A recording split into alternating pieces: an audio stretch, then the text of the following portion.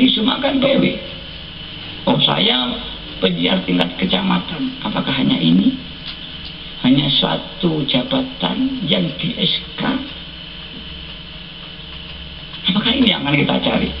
Selembar kertas. Dan itu tidak punya nilai di hadapan Allah SWT. Apalagi dinisbatkan kalau kita dulu ngamal dia, apa sih yang akan kita capai? Jangan-jangan PW itu dari hijab kita. Perasaan kita telah sampai, tapi hanya dapat kertas SK. Dan SK-nya dari orang yang sangat zalim sekali juga. Maka yang dosa siapa? Yang ngomong SK. Saya minta maaf pada zaman semuanya. Mari ini kita koreksi. Padahal tugas tanggung jawab kita masih banyak sekali umat yang belum kenal Allah. Lantas ibarat orang mencuci pakaian, dicuci dengan air yang kotor sekali. Lantas bagaimana bisa bersih? Airnya kotor, mengandung seng kuning. Maka sekali dicuci, baju putih menjadi kuning. Sabunnya juga nggak ada, hanya bon dilem zaman kuno. Hanya baunya aja yang sedap, tapi tidak bisa membersihkan. Mungkin inilah mengapa persoalan kita belum sesuai harapan sebagaimana diharapkan Mbak Yai. Mari kita koreksi. Betulkah kita sudah mendapatkan wahidiyah? Apakah wahidiyah itu sebetulnya? Apakah yang kita baca? Apakah itu dalam lembaran? Apakah apa yang kita sebut bilah dan bilah? Itu bukan. Lilah bilah aja tuntunan praktis. Oh, kalau ke Jakarta lewatnya ini. Nanti ini kesini. Ini hanya tuntunan aja. Tapi itu bukan Jakarta. Yang kita baca setelah itu ya, ini hanya sholawat. Hanya sholawat, bukan Tuhan. Dan sholawat itu bukan tujuan. Jangan sampai sama nanti merasa sudah mendapat. Loh, saya sudah dapat ya apa? Saya sudah ngamalkan setelah itu ya. Saya sudah hafal ajaran fa insyaallah. Saya akan nerangkan karena saya pun juga pernah belajar filsafat. Filsafat Islam, filsafat teologi. Itu kan filsafat. Dan saya diberi rasa apa? Saya akan orang ini saya bisa, oh orang ini begini, orang begini.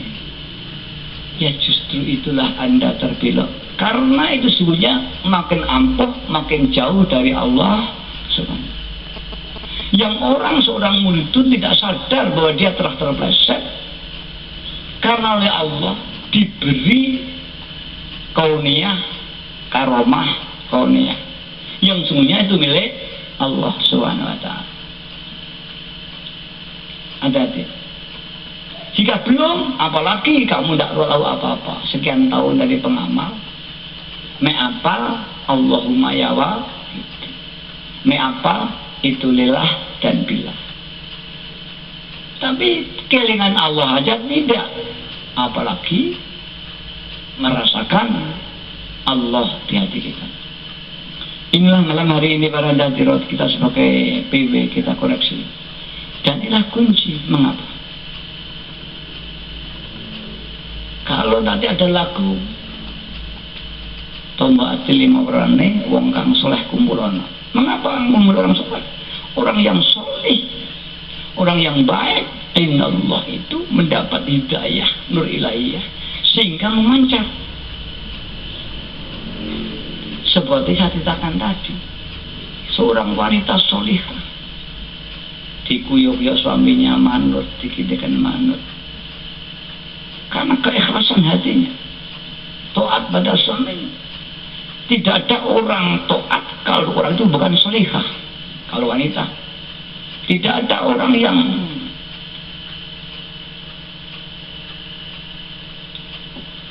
bisa bertanggung jawab berbuat baik kalau tidak soleh. Dan tidak ada orang soleh kalau tidak ditajali oleh hidayahnya Allah Subhanahu wa ta'ala. Karena dia tajali, maka keimanannya tadi membuat hasil, memberikan satu pencerahan pada akal dan pikirannya, memberikan satu dorongan pada jiwanya, ingin melakukan kebaikan. Dan kebaikan itu telah diatur oleh agama. Tidak boleh begini, harus begini, begini, dan cara begini. Maka orang bertadi memancar jiwanya melalui media perbuatannya. Secara lahiriah ini perbuatan, tapi secara batinnya kalau dilihat dengan satu sinar, karena apa? Nur itu bagai sinar inframerah. Kalau nggak dengan satu lensa inframerah juga nggak bisa lihat. Yang tampak perbuatan. Orang perbuatan ini betul-betul muncul dari hidayah Allah atau sekedar nafsu. Nggak bisa dilihat. Tapi sebetulnya dapat dirasakan, bahkan sering. Begitu ikhlasnya, bertahun-tahun dibiarkan saja. Begitu melihat dilalukan oleh Allah, sang istri membuka karung, ular jadi beras, getarlah suaminya, dan bersamaan hidayah Allah sadar, dan kemudian berbalik, suami berguru pada istrinya. Dalam hal ini, tapi dalam rumah tangga tetap ar-rijalu qawwamuna 'alan nisa. Tapi tidak boleh seorang suami sewenang-wenang. Yang betul saling harga-hargai dan rebutan salah ketika suami fatwa dalam kemanten. Jika menghadapi satu kesalahan, kembali saya dari sumbernya kesalahan. Ini dari bahaya. Para hadirat yang hormati, jika kita mengalami dia sudah mendapat wahidah betul, artinya hidayahnya Allah, sehingga hidayah kewahidiyah atau tauhid wahidiyah, maka akan memancar wahidiyah ini. Setiap siapapun bagi suaminya Rabiatul Adawiyah. Mari koreksi ini. Kalau kita belum mengapa harus dikejar terus. Dan harus berbuat apa? Di sana sudah dituntut dalam rencana ini. Maka mari sepulang nanti. Pertemuan jangan hanya sekedar pertemuan, kita diskusi, kita terapkan setiap saat. Sering saya katakan bahaya itu kemanapun juga. Terus membaca. Kalau bahaya itu dulu ditaruh di saku. Mungkin dulu kalau bawa tasbih kesana kemari dianggap overacting, maka Mbak Yai sungkan. Kemudian akhir-akhir kultur budaya, alhamdulillah bisa makin tambah. Orang anak-anak muda pakai gelang tasbih, tidak ada yang, bahkan pastor itu rosario itu dikrepek, nggak ada ngelongnya. Tapi seorang muslim nggak tasbih itu isi. Seorang kiai nggak usah spesies, tapi kalau maafnya ulama Katolik pakai rosario sebagai aksesoris di dalam keulamaan dia. Para hadirin, kalau kita misalkan aja mujadah takut, Pak Afridi. Kemudian Pak Sampian orang yang sibuk bekerja di jalan, bagaimana menunggu mujadah di rumah? Sedang di rumahnya sedikit, yang banyak di jalan. Maka kita gunakan waktu kita dimanapun dan kapanpun. Fa insyaallah dengan tekun, dengan waktu yang lama, tak terasa bagai anak kecil 20 tahun kemudian menjadi dewasa. Dia tidak pernah merasakan. Dan anak kecil tidak pernah kapan tahu saya besar, kapan tahu saya dulu, tidak pernah. Tahu-tahu besar. Begitu sampai nanti kalau betul-betul mendekat kepada Allah dengan sungguh-sungguh, baik itu kuantitasnya diperbanyak fi kulli lamhatin wa nawasin, atau kualitasnya, kemurnian penerapan lilah dan bilah sampai di kata hati, maka tidak terasa sama dia. Tahu-tahu orang lain, subhanallah, maha besar Allah, ternyata dia itu wali. Orang lain nanti akan diberitahu oleh Allah SWT. Seperti suaminya Robiadah, bertahun-tahun dari suaminya tidak ngerti kalau dalam rumah tangganya ada seorang walinya Allah, dan ternyata istrinya sendiri. Para hadirin yang hormati, mari kita GPW merasa berkuasa seperti suami, tidak tahu nanti di antara jamaah kita ada orang yang telah diberi dan diangkat oleh Allah. Sementara sang suami merasa tinggi, semerasa PW, kabupaten, merasa tinggi. Padahal di mata Allah dia kecil sekali. Inilah yang harus kita bongkar, rahasia siri ini yang tidak ditemukan para hadirin kami. Maka faktor tadzallul ini sangat penting. Apa tadzallul? Merasa hina. Bagaimanapun dia lillah billah, kalau dia tidak pernah hina, tidak pernah tawadhu, maka dia nonsen, hanya ucapan. Para hadirin nanti, hakikatun bila syariatin batilatun, hakikat tanpa syariat batal. Syariatun bila hakikatin batilatun, syariat kaya apa apike luruse tanpa hakikat batal. Bahkan tidak ada artinya, karena niat adalah bagian dari hakikat. Dan barang siapa misalnya tidak ujub mengaku dia bisa sholat, tidak ada artinya. Hilangnya rasa aku hanya dengan hakikat, yaitu bil.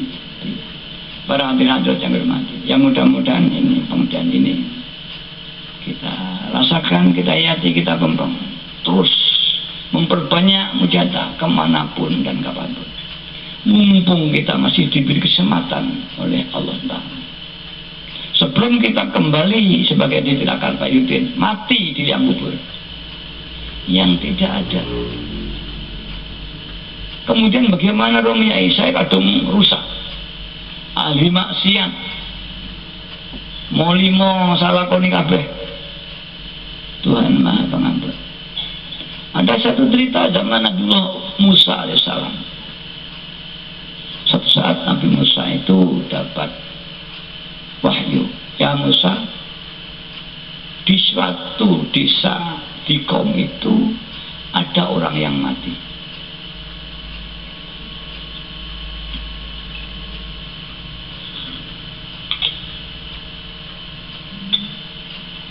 Dan itu waliku, kekasihku.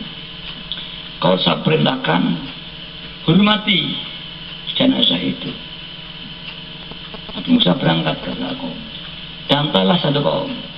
Oh, Nabi Musa, ada apa? Nabi Musa datang ke daerah kami. Ada orang mati? Oh, ada.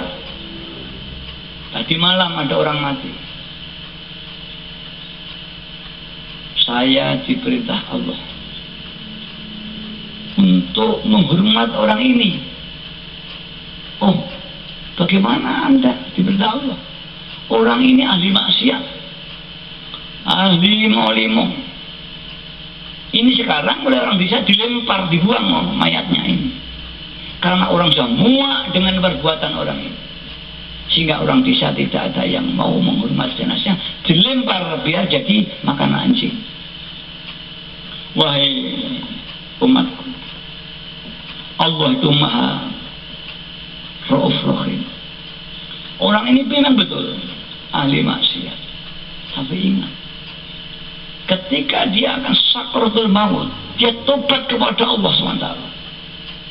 Mohon ampun sekali dengan taubatan nasuha, yang sungguh-sungguh, maka dia diampuni dan matinya husnul khatimah. Karena Allah tahu ini tidak kau hormati, aku diperintah untuk menghormati. Dan kau, wahai umatku, jika kau masih mengakui aku nabimu dan saudaraku, ayo melaku kita hormati. Itulah roh Allah SWT. Maka jangan kecil hati. Sebesar dosa kita, semgelonjong apapun juga, Mbah Yai adalah Juarur Rahim. Mari kita bangkit dan bangkit. Umat manusia masih banyak yang belum dapat kekuatan batinnya. Jika manusia ini mau taat dan mau memikirkan orang lain, makhluk di bumi mau memikirkan, maka makhluk-makhluk di langit akan memikirkan. Mbah Yai pernah menyampaikan, seandainya panjenengan semua, kata Mbah Yai, ada di antara sampean yang akhiri Allah uzlah, diberi kelebihan begini begitu, mudah natok, kula mboten saged mujadah Mbah Yai, kula mboten kiat, saya kalau dibodohi sakit, kula berjuang mati-matian, dan kula diparingi oleh Allah kelebihan bisa mengajak umat. Kata Mbah Yai, sama yang mudah top tapi juga diberi tidak mampu menyiarkan karena faktor kurang ilmu, faktor kurang fasih bicara, seperti Nabi Musa kalah bicara dengan Nabi Harun. Tapi dia mujadah. Yang satu, saya tidak bisa mujadah, pokoknya perjuangan terus. Maka ini sebenarnya sekeping uang, satu gambar Garuda, satu angka 50. Dan ini kalau dipisahkan justru tidak laku uangnya. Bersatulah, bersinergilah di bawah bimbingan Allah wa Rasulihi SAW. Maka yang alim mujadah akan diberi taufik hidayah, yang menyiarkan berjuang, maka umat dan masyarakat akan kembali. Syukur bagi kalau memang diberi dua-duanya. Ini jarang. Para hadirin yang hormati, ini kita sudah melihat Mbah Yai. Mencari guru seperti Mbah Yai sangat sulit sekali. Ya, ada belum rotu. Wong Jawa golek lapai kuntul manglayang, golek kibritil ahmar, permata merah, sulit. Maka Allah mendatangkan pada kita tanpa mencari, tanpa kesana kemari. Kata Mbah Yai, tengah-tengah napung, kata Romo Warsito, ono wong teko ngirim berkat. Nih, Mbah Yai sering mengatakan, tengah-tengah napung, arti tengah-tengah berjuang mencari kesana kemari. Allah mengirim kita taufik hidayah berupa amalan